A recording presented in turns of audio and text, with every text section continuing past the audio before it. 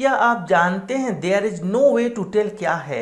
यानी spoken English में आपको कब बोलना चाहिए there is no way to tell. अगर आप नहीं जानते हैं तो फिर ये वीडियो आपके लिए है।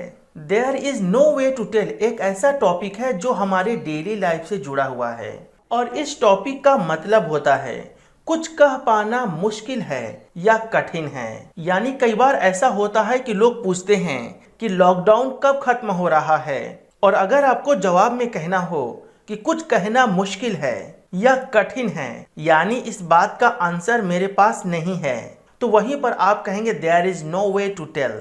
आइए कुछ एग्जांपल्स देखें ताकि आप इस बात को आसानी से समझ सकें। जैसे मान लीजिए अगर आपसे कोई पूछे कोरोना वायरस का वजह क्या है या कारण क्या है, और अगर आपको जवाब में कहना हो कि कुछ कह पाना मुश्किल है या कुछ बताना कठिन है, यानी मुझे इसका आंसर नहीं पता, मैं नहीं बता सकता, तो इस सेंटेंस के लिए आप कहेंगे What is the cause of corona virus?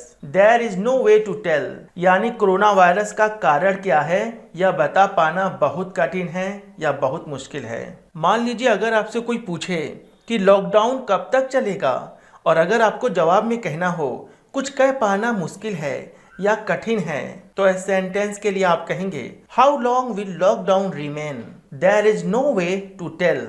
यानी कुछ कह पाना बहुत मुश्किल है या कठिन है। मान लीजिए अगर आपको कहना हो कि मुझे पार्सल कब तक मिल जाएगा, और अगर आपको जवाब में कहना हो कुछ कह पाना मुश्किल है या कठिन है, तो इस सेंटेंस के लिए आप कहेंगे how long can I receive the parcel? There is no way to tell.